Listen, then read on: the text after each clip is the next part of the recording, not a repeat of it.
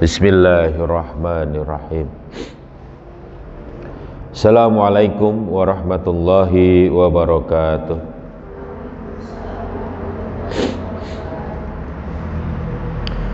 Alhamdulillah, nahmaduhu wa nasta'inuhu wa nastaghfiruh wa na'udzu billahi min syururi anfusina wa min sayyiati a'malina. May yahdihillahu fala mudilla lahu wa may yudlilhu fala hadiyalah. Asyhadu an la ilaha illallah wahdahu la syarikalah wa asyhadu anna Muhammadan abduhu wa rasuluhu la nabiyya ba'da. Allahumma salli ala sayyidina Muhammad wa ala ali sayyidina Muhammad. Rabbi israh li sadri wa yassir li amri wahlul 'uqdatam min lisani yafqahu qawli. Subhanaka la ilma lana illa ma 'allamtana innaka antal alimul hakim. Amma ba'du. Alhamdulillah, segala puji hanya bagi Allah. Salawat serta salam semoga selalu tercurah kepada junjungan kita Nabi Muhammad sallallahu alaihi wasallam serta keluarganya, sahabatnya dan juga para pengikutnya yang setia dengan ajarannya hingga akhir zaman. Alhamdulillah, para asatizah dan anak-anakku sekalian yang dirahmati Allah, kita lanjutkan kembali kajian kita buku Hikmah Bertutur. Kita bahas tentang bab menikmati pengorbanan. Ya, jadi menikmati pengorbanan. Sedang kita membahas di sini berkaitan dengan apa? Dengan dakwah.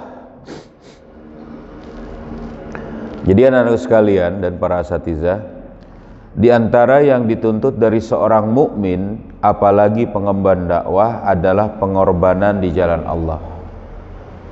Ya, tadhiyah, pengorbanan fi sabilillah, yakni maksudnya berkorban demi tegaknya agama Allah, li kalimatillah, untuk meninggikan kalimat Allah. Jadi pengorbanan kita itu ambilin tisu. Jadi pengorbanan kita itu adalah untuk menegakkan kalimat Allah, meninggikan kalimat Allah, ya. Jadi setelah Rasulullah SAW, para sahabat tentu saja adalah contoh terbaik dalam hal pengorbanan. Jadi kita ini mencontoh sahabat, ya, bukan mencontoh yang lain. Mencontoh Rasulullah SAW, tentu maksudnya di situ juga para sahabat maksudnya, ya. Bukan yang lain di sini adalah selain mereka, ya, selain. Jadi yang paling pas untuk kita contoh itu para sahabat. Termasuk misalnya mencontoh siapa? Mencontoh guru kita, ustadz kita, bukan. Kita mencontoh Rasulullah dan para sahabat. Itu yang kita contoh dalam pengorbanan. Ya. Mereka adalah generasi yang sangat memahami bahwa pengorbanan di jalan Allah adalah perwujudan dari cintanya yang sejati kepada Allah Subhanahu wa ta'ala. Jadi pengorbanan kita kepada Allah, perwujudan kecintaan kita kepada Allah. Ya. Kita mungkin pernah mendengar bagaimana singa Allah, Khalid bin Walid, ya, Asadullah, ya, panglima yang gagah berani, dengan penuh kebanggaan berkata, "Aku telah menyukai malam. Aku lebih menyukai malam yang sangat dingin dan bersalju di tengah-tengah pasukan yang akan menyerang." Ya.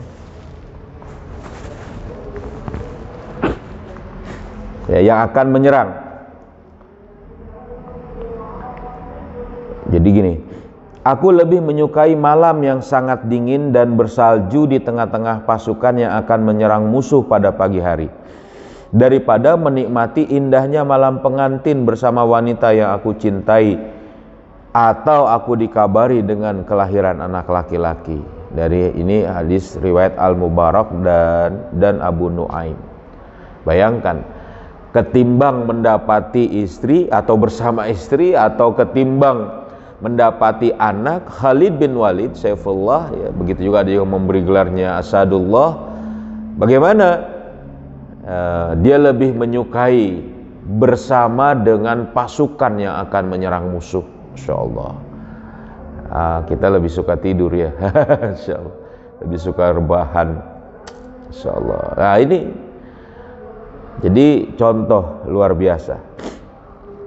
Kita pun mungkin juga ingat bagaimana Utsman bin Maz'un lebih rela dicungkil matanya setelah menolak berada dalam perlindungan orang musyrik dan lebih memilih berada dalam perlindungan Allah.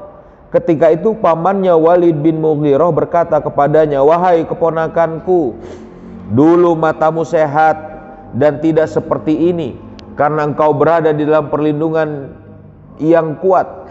Dengan lantang Ibnu Maz'un menjawab, "Demi Allah, mataku yang sehat perlu merasakan apa yang juga pernah dirasakan mata-mata yang lain di jalan Allah.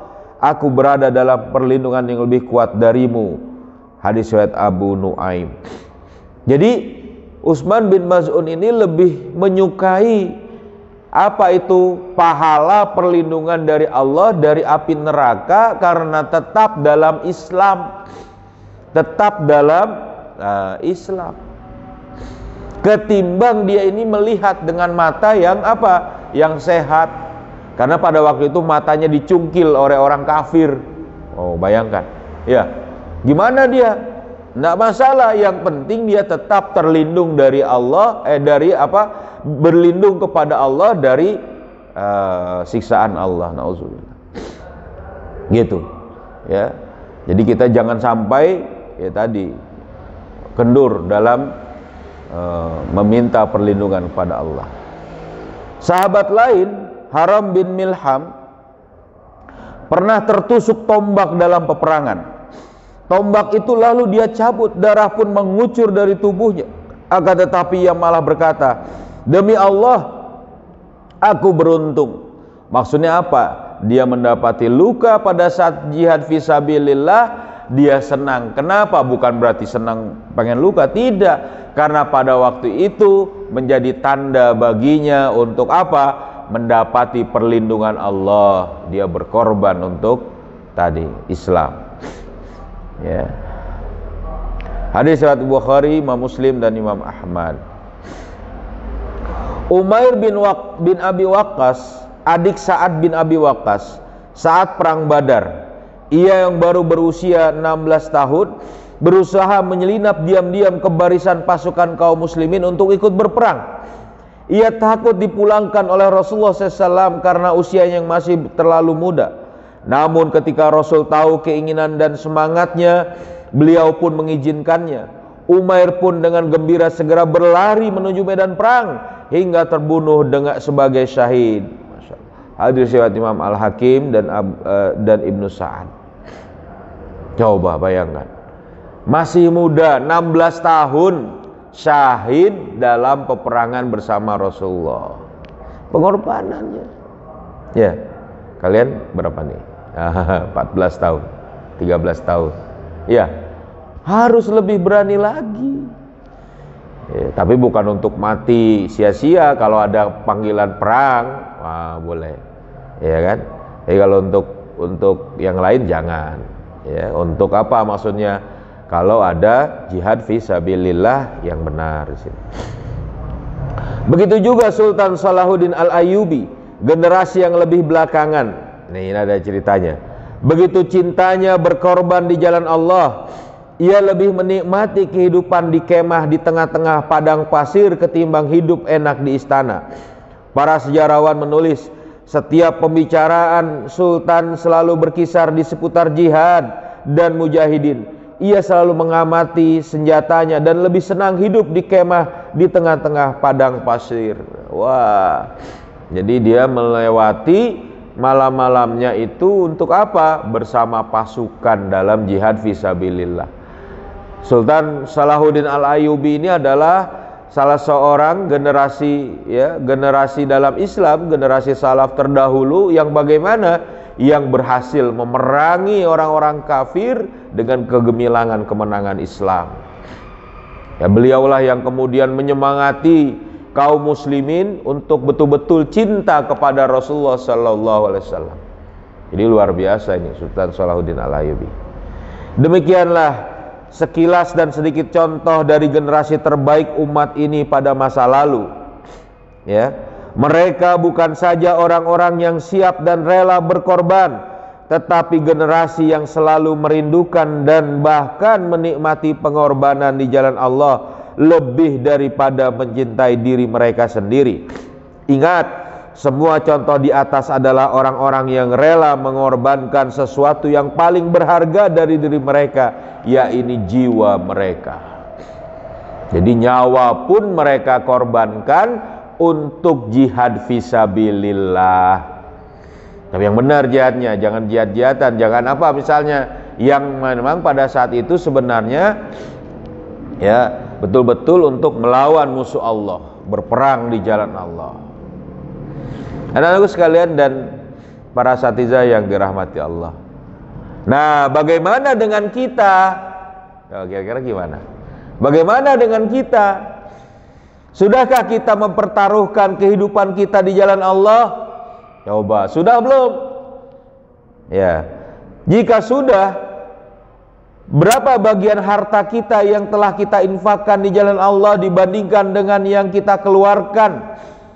Misalnya untuk anggaran BBM mobil kita di setiap harinya, buat makan kita misalnya, atau buat apa kebutuhan-kebutuhan kita, sudah berapa yang kita infakkan di jalan Allah? Nah, kalian sudah belum itu bayar ya iuran, iltizamat, sodakoh kalian misalnya untuk jalan dakwah? Gimana? Ya. Nah, ini harus dilihat. Berapa banyak pula waktu, tenaga dan pikiran yang telah kita habiskan di jalan Allah dibandingkan dengan yang telah kita habiskan untuk memenuhi kebutuhan duniawi kita. Coba, berapa banyak waktunya? Ya, makanya pada saat misalnya mondok, pada saat kita misalnya sekarang belajar dakwah, belajar Islam, menyampaikan Islam, ya, ngaji, kemudian semuanya, ya, memberi pengajian, tadarus, murojaah, menghafal, tahfiz dan sebagainya. Ini adalah bagian dari pengorbanan kita, ya. Kenapa? Karena memang Allah suka itu. Kita berkorban di jalan Allah dengan harta kita, dengan waktu kita, ya, dengan apa? Bahkan nanti dengan jiwa kita. Ingatlah, Islam senantiasa menunggu pengorbanan setiap muslim, pengorbanan kita. Dan ingatlah pula, tegaknya Islam pada masa lalu dalam wujud daulah Islam di Madinah telah menguras begitu banyak keringat, ya, air mata bahkan darah kaum muslim, menyita begitu banyak harta mereka dan mengorbankan begitu banyak jiwa mereka. Karena itu tegaknya kembali Islam dalam wujud khilafah Islamiyah yang kita cita-citakan juga membutuhkan pengorbanan yang serupa dengan pengorbanan generasi muslim pada masa lalu. Jadi dulu sahabat menegakkan Islam dalam sistem kehidupan ini betul-betul bisa terlaksana, itu banyak yang dikorbankan. Harta mereka, para sahabat tuh, jiwa mereka, bahkan berapa banyak darah tertumpah, berapa banyak harta dibutuhkan, ya kan? Waktu yang kemudian mereka curahkan. Coba, sudahkah kita semua nih sama seperti sahabat yang pada saat itu berhasil menegakkan Islam? Insya Allah sekarang pun bisa nanti, kalau kita juga sekualitas para sahabat. Makanya kita harus korbankan buat belajar. Ini jangan kemudian belajarnya juga susah-susah ini, ya, menghafalnya buat kalian ini. Di samping tentu bagian dari syariat Islam memerintahkan kita pun berkorban untuk Islam ini. Disuruh untuk belajar berkaitan dengan taat pada orang tua, itu adalah bagian dari perintah Allah, bagian dari syariat Islam. Kita pun harus ingat, karena Islam inilah, ya, karena Islam inilah kita kemudian mau melakukan pengorbanan-pengorbanan itu agar Allah ridho. Jadi buat Islam. Jadi kita belajar, ya kan? Kita menghafal, kita nanti memberi pengajian, mengajarkan adik-adik kita, ya kan? Kemudian juga turut dalam andil, ya, misalnya ada kegiatan apa, ya, walaupun saya cuma baca puisi, ya, puisi menyemangati, oh bagus, ya kan? Walaupun saya misalnya ada nasyid menyemangati untuk dakwah, bagus. Walaupun saya coba ngajarin Al-Fatihah, oh alhamdulillah. Ya, ini pengorbanan buat kita kepada tadi mencari keridhaan Allah. Ya. Nah, makanya dikatakan di sini, ya. Dengan itulah mereka berhasil menegakkan daulah Islam di Madinah dan memperluas kekuasaannya di Jazirah Arab. Pengorbanan yang sama dilakukan oleh generasi muslim pada masa Khulafaur Rasyidin dan para khalifah setelahnya, hingga kekuasaan Islam semakin meluas menguasai hampir 2/3 wilayah dunia. Coba bayangkan, kalau generasi dulu nggak mau berkorban untuk dakwah Islam, kira-kira sampai nggak Islam ke Ciputat? Kira-kira sampai nggak Islam ke Bogor? Kira-kira sampai nggak Islam ke Jawa? Coba deh, kira-kira sampai nggak? Kemana? Ke Brebes? Gimana? Di mana? Kampungnya? Di mana? Pemalang, Magelang. Masya Allah, lupa. Kira-kira sampai nggak ke Jawa Islam? Kalau para pendahulu kita nggak mau mengorbankan jiwa, mengorbankan harta, mengorbankan kemudian waktu untuk menyampaikan Islam pada seluruh penjuru dunia, untuk sampai Islam itu kepada masyarakat, kira-kira sampai nggak? Enggak. Kalau mereka cuma berpikir Islam buat diri mereka, kira-kira kalau mereka sholat dapat pahala nggak dari Allah? Dapat pahala nggak? Dapat pahala kan? Mereka puasa dapat pahala nggak? Dapat pahala. Mereka kemudian berhaji di situ dapat pahala nggak? Dapat pahala. Mereka punya harta, dia berzakat, dapat pahala nggak? Dapat pahala. Kalau dia mengerjakan itu semua, dia orang Islam bukan? Orang Islam, ya. Tapi pada saat yang sama dia tidak menyampaikan Islam kepada orang lain, cuma sebatas buat diri mereka sendiri dan keluarganya saja. Kira-kira gimana? Sampai nggak Islam kepada seluruh pelosok dunia? Enggak.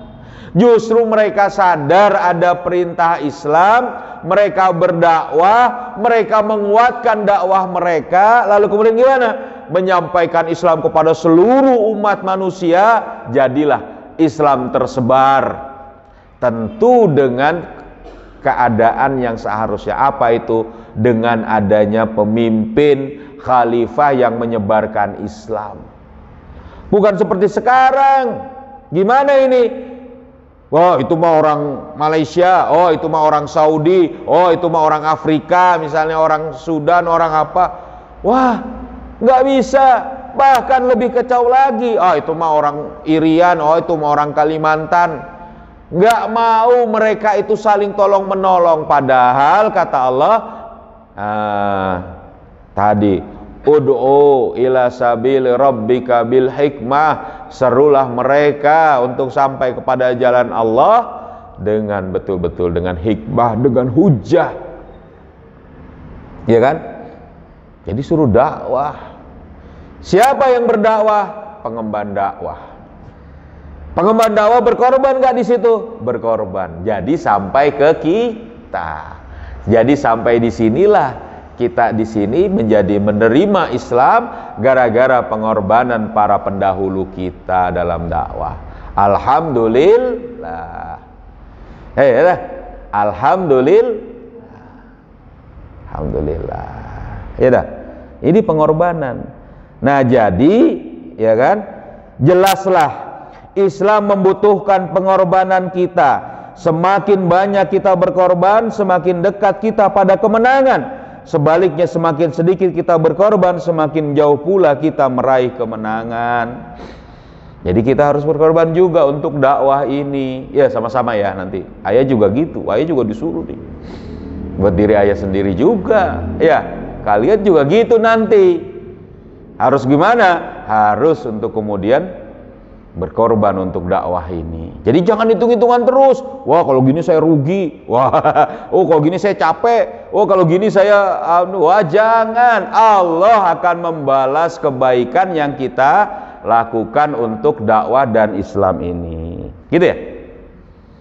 Nah, karena itu jauhkanlah sikap bahwa kita telah cukup banyak berkorban hanya karena kita telah menjadi bagian dari pengemban dakwah.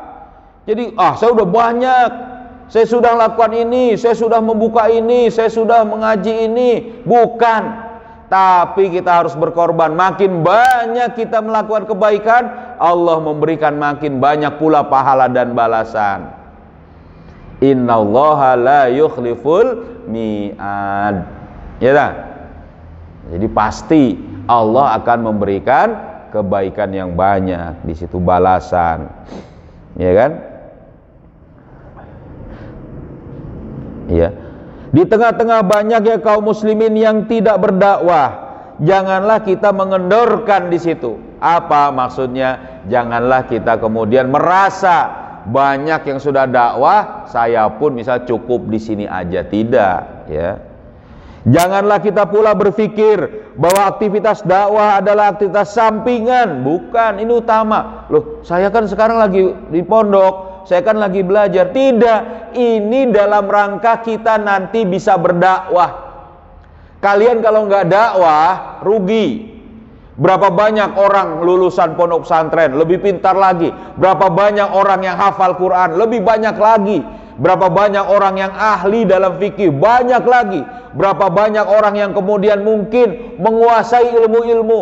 Tapi kalau mereka nggak mau dakwah, nggak jadi kebaikan, nggak keren. Enak, nggak keren, nggak mantep. Karena buat diri mereka sendiri, tadi nggak berkembang, bahkan mungkin nggak menjadi bagian yang terbaik buat dia. Tapi dapat pahala, iya dapat pahala. Allah nggak akan juga menyia-nyiakan amal mereka. Allah juga tetap memberi bagian buat mereka dari ilmu mereka, iya dah, dari puasa mereka, dari sholat mereka, dari semua amal soleh mereka. Tapi pada saat yang sama, gimana? Kalau mereka berdakwah menjadi bagian pelaksanaan syariah itu sendiri dan juga kebaikan yang berlipat dan bertambah banyak bagi mereka, iya dah. Jadi kalian juga harus tetap terus dakwah. Makanya belajar ini tuh bukan semata-mata buat kalian, tapi bekal dalam dakwah. Ya. Nah, mana lagi, sampai mana nih?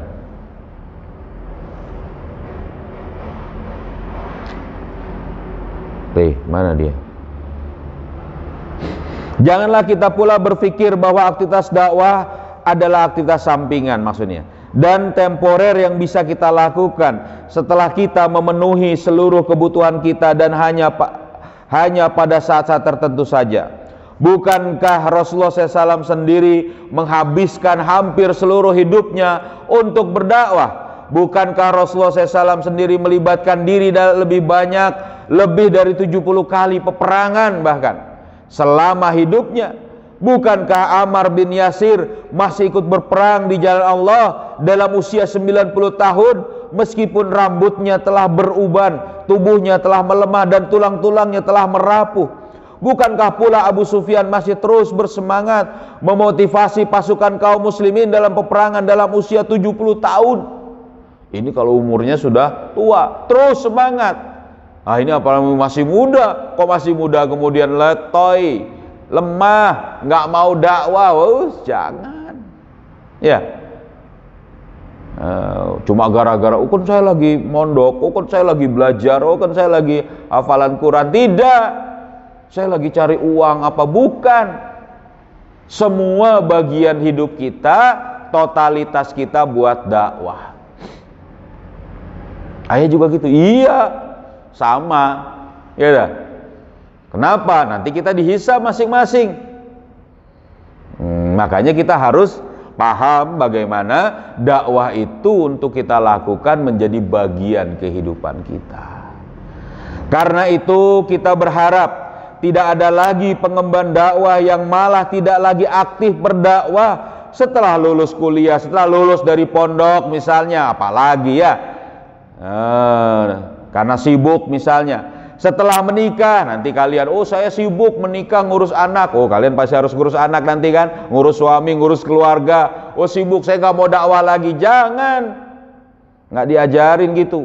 Nanti alumni santri Al Jawahir harus tahu, harus bisa juga itu. Tapi bukan berarti mengabaikan keluarga, ya, bukan berarti mengabaikan misalnya tidak mengurus anak dan suami misalnya, tidak. Kalian harus terus. Jadi bagian dari itu semua, ya. Bahkan setelah punya anak, repot punya anak saya misal banyak misalnya nanti. Kalian mau punya anak berapa?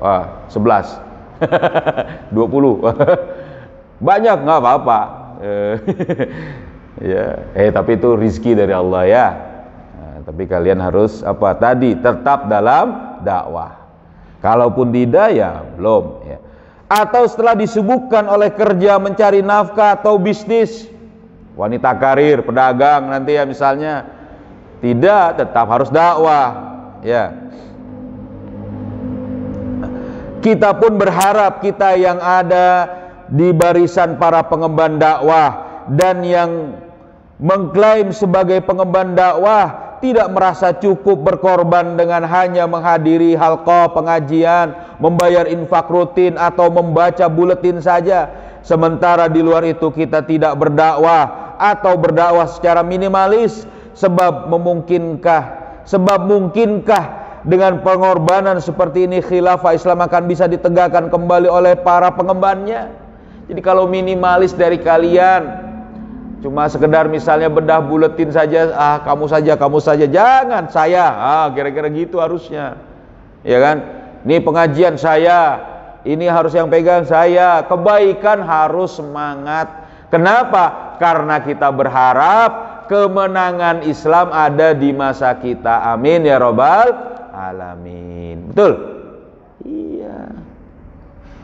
Nah, terakhir di sini ditutup oleh Al-Ustaz Arif B. Ihsan. Ya Allah, dikatakan di sini, ya Allah, yuk aminkan, ya Allah, amin. Tumbuhkanlah dalam hati kami kesiapan dan kerelaan untuk selalu berkorban di jalan-Mu, amin. Serta anugerahkanlah kenikmatan di dalamnya, amin ya robbal alamin. Gitu. Ya, jadi pengorbanan dalam dakwah. Paham? Nanti kita kerjakan ya, bareng-bareng ya. Betul nih? Ya, ada pertanyaan? Mau nanya? Aisyah? Enggak? Di atas? Paham? Alhamdulillah. Ya, kalau nggak ada, ya sudah cukup. Kita tutup ya dengan membaca surat Al-Asr ya.